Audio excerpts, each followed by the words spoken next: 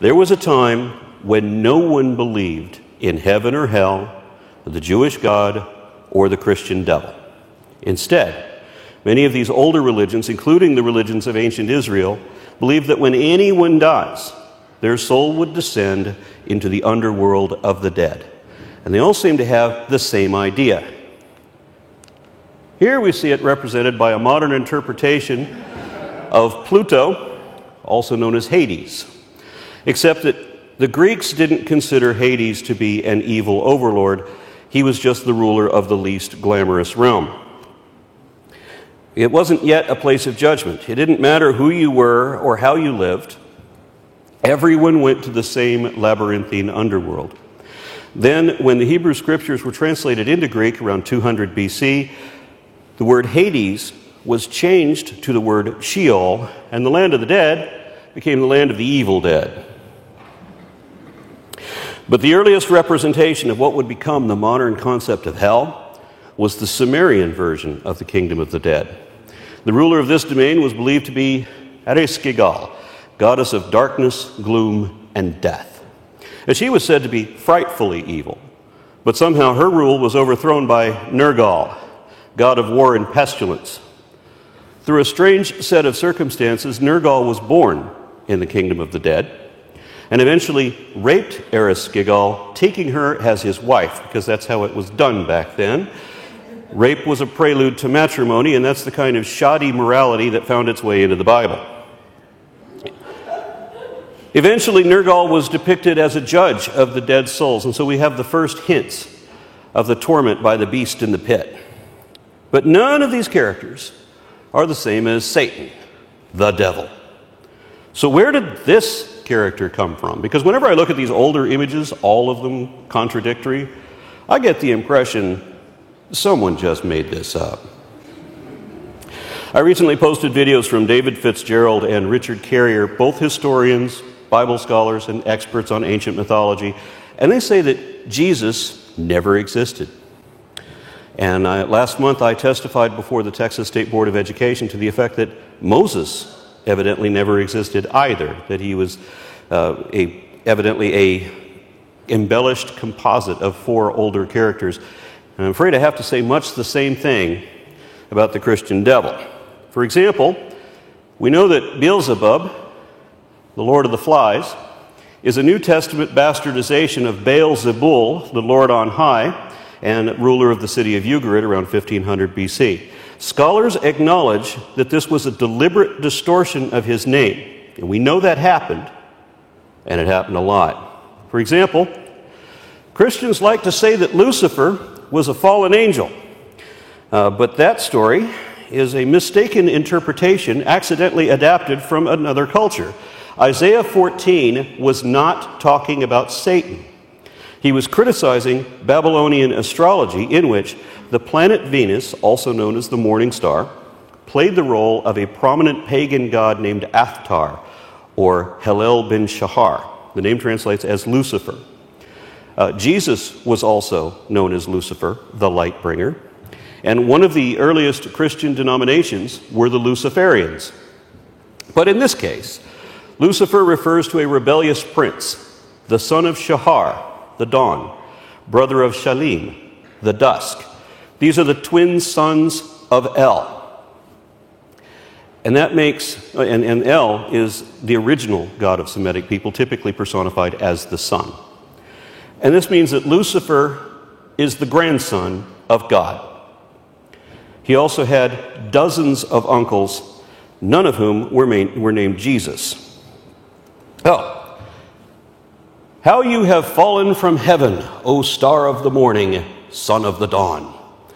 The most important part of Christian theology regarding the devil is based on this one passage, and they've got the wrong guy. The problem is that Christians too often read into the Bible things that it does not say. And then they don't read what it does say. It's like they read between the lines and then don't read the lines. For example, nowhere does the Bible say that the serpent in the garden was ever supposed to be anything but a snake. Now, Christians will say that Revelations 12 refers to Satan as that old serpent.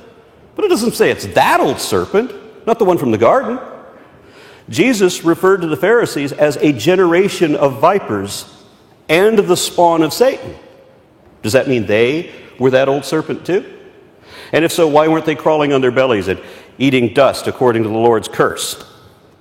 If the serpent in the garden was supposed to be Satan, then the Bible should say that right there in the first book of the Old Testament. But the first hint we get of that isn't until the last book of the New Testament, which was written in another time, in another place, in another language, by people of a completely different belief system. Not Christianity, not even Judaism.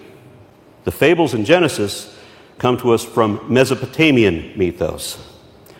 And the serpent in the garden, and many of the other elements of Genesis 3, first appear in the Epic of Gilgamesh, where Gilgamesh is walking through the sacred garden and happens across the dark maid Lilith. And she was living in the forbidden tree with a companion who was the serpent who could not be tamed. And that throws another kink in the mythology. Just as Christians today commonly assume that the serpent was supposed to be Satan, Christians in the Middle Ages often confused the serpent with Lilith. Who was she? She was Adam's first wife, according to Talmudic legend.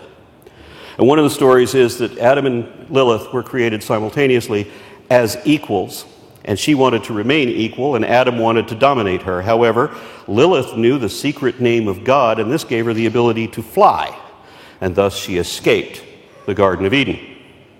And then, rumor has it that she apparently snuck back into the garden, found Adam with the younger woman, and then adopted the guise of a snake.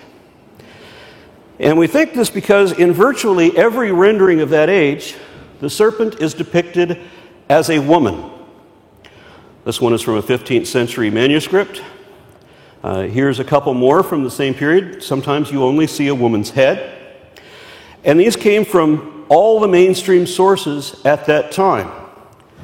Duke de Berry depicted his as a naga, half woman, half snake. Raphael did the same thing. And Hieronymus Bosch made his serpent into a lizard lady. These were religious men, these artists. These were Christians, believing Christians. But this image of the female serpent shows up in churches too, big important ones, like this stone relief on the walls of Notre Dame Cathedral, and even the ceiling of the Sistine Chapel by Michelangelo. So, this naga, this half-woman, half-snake, does that look like Satan to you? Clearly, the unsupported interpretations of modern Christians is not the same as that of many mainstream Christians back in the day. Now, the modern adaptation of Genesis 3 comes to us from Babylonian priests around 450 BC. Twice it says that the serpent was created as a wild animal, and it says that he was cursed to crawl on his belly all of the days of its life. So it's a mortal animal as well. Not possessed by Satan, but acting on its own accord because it was smarter than the other beasts, and that's why it was cursed. It also can't be the Lord of lies either, because if you remember in that story, the serpent was the only one who told the truth while God lied. And even if we combine all these unrelated fables into a single narrative, the book of Job still follows after Genesis, and Satan is said to be walking there, not crawling on his belly or eating dust. In fact, Satan is a servant of God. They're shown as if they were friends who never had a falling out, which wouldn't even be possible if Satan were previously the serpent. This is also the only time when Satan ever does anything evil, and he does so only under the will of God, because he made a bet with an omniscient being. And God's only excuse for that? The devil made him do it.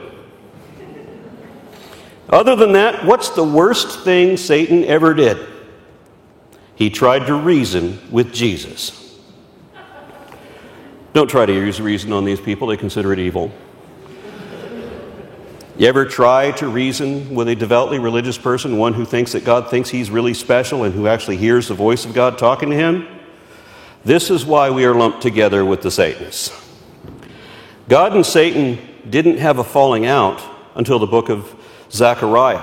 And there, Satan is still an agent of God and is not only standing, but standing on the right hand of the angel of God to accuse Joshua, because that's who Satan really is. Ha-Satan, the accuser.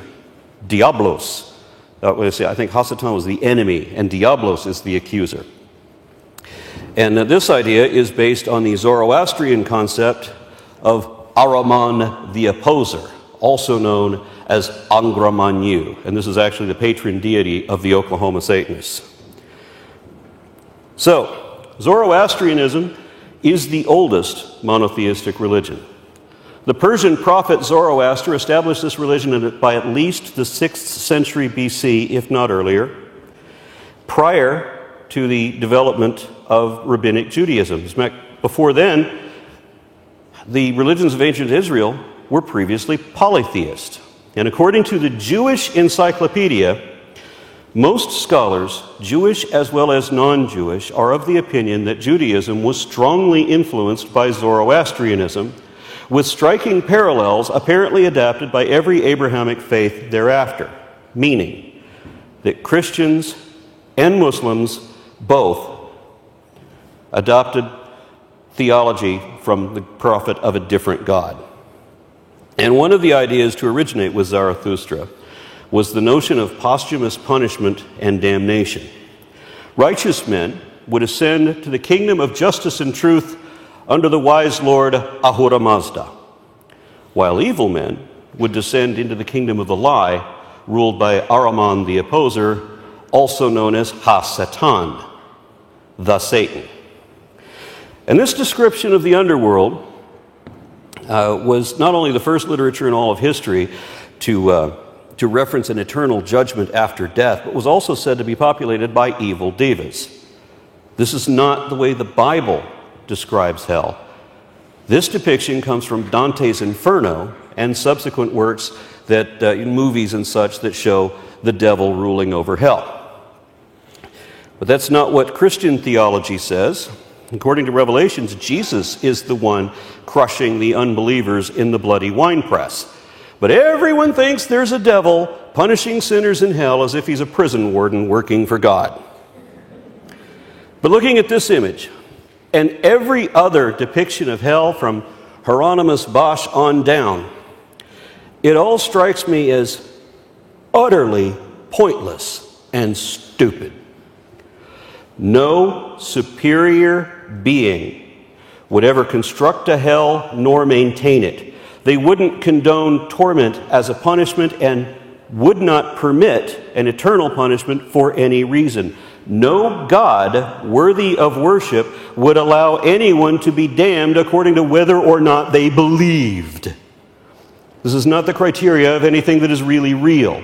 This is required of liars who want you to believe that it's real because they want to believe it themselves and they can't maintain their own delusion if they allow you to question it, or because they can't exert force if they can't evoke fear.